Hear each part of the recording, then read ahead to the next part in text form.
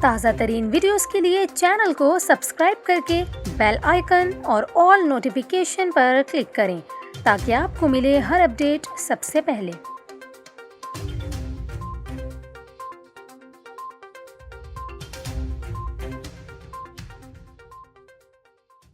السلام علیکم، آپ دیکھ رہے ہیں نیوز 24/7 اردو اور میرا نام ہے کومل خان۔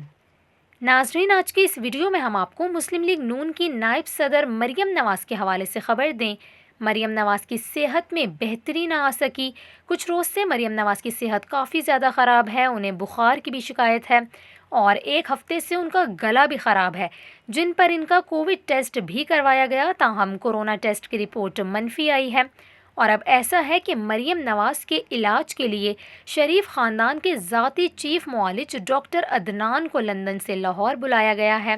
ڈاکٹر عدنان کی ہدایت پر مریم نواز کے مختلف ٹیسٹ بھی لیے گئے ہیں۔ یہاں پر آپ کو یہ بھی بتائیں کہ لیگی رہنما کو تھائرائیڈ کا مرض بھی لاحق ہے اور ڈاکٹرز نے مریم نواز کو تھائرائیڈ کا آپریشن بھی سجیسٹ کر رکھا ہے۔ اس کے علاوہ مریم نواز کے جو مختلف ٹیسٹ کروائے گئے ہیں، ان کی رپورٹس کے بعد ہی آئندہ کی علاج کا طریقہ وضع کیا جائے گا۔ مریم نواز 3 روز سے تمام سیاسی اور خاندانی سرگرمیاں ختم کر کے رائمنڈ میں آرام کر رہی ہیں۔